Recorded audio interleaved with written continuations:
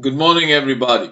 God said, "Let there be light," and there was light. Do you know it took 6,000 years or more for man to invent the artificial light? Of course, I am not sure who invented the light bulb because there are a lot of controversy. Some say Humphrey Davy, some say Warren de la Rue, some say Joseph Swan, some say Edison. Of course, there's one thing that is sure that Mr. Thomas Alva Edison was responsible in lighting up the New York City.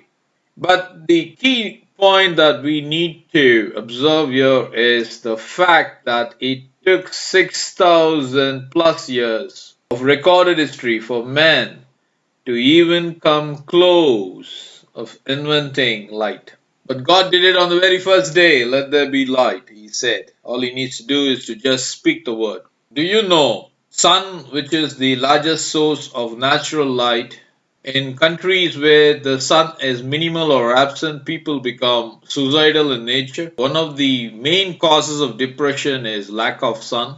Many times we fail to understand the basic elements that are responsible in making our life wonderful. You know what's the most interesting fact? The ash which we consider, the ash that is obtained after you burn anything that is combustible, the major element in that ash is carbon. But do you know Edison used the same carbon which people consider it to be deprived of all useful utilities to serve as a filament to light. What a what a irony. The world considers it to be a null and void, but the same thing which is considered as null and void is used to light. The beautiful, wonderful example is David. David was considered to be a person of no importance by his brothers, but yet this person, David, was chosen by God. Today we are all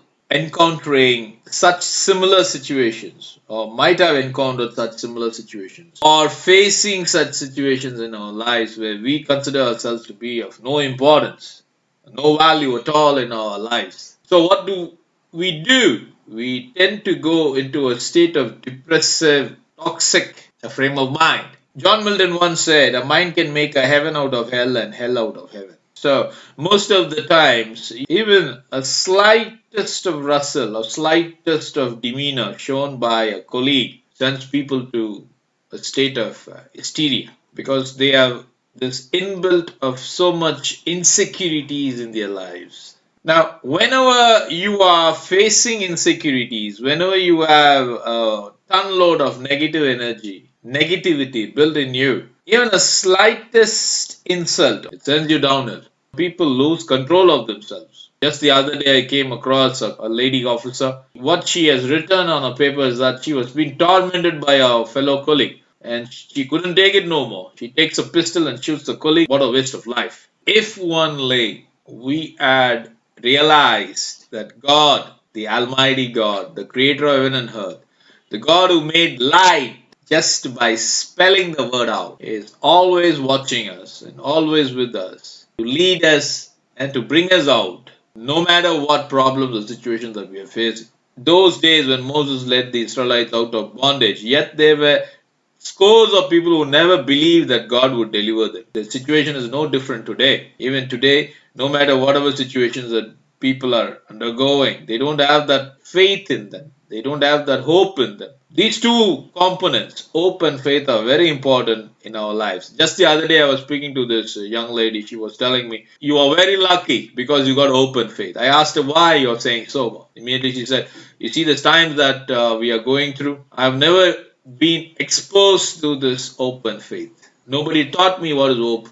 Nobody taught me what is faith. So I'm depressed." Well, the underlining point I wish to tell good people, we have a God above. Of course, troubles and situations and problems and worries are there for everybody. But the trouble will only trouble you only if you view it to be a trouble. If you just stare at the trouble and give a good smile and say, "Okay, my God will take care of it," and then walk off. The life would become much more easier. The major fact is that we do not look up to the person, to the power, to the source whenever tribulations and problems and issues strike us. We try to handle it by ourselves. That is the biggest problem that we face. Before concluding, I wish to tell you this story. Today we are in a state where so much sicknesses and troubles are striking humans, specifically sicknesses. Remember, the God who made carbon to give light is capable of healing you no matter what sickness you are suffering from. The most important act that you have to do to come out of this is to believe, to have faith that one day the sun will shine in your yard too.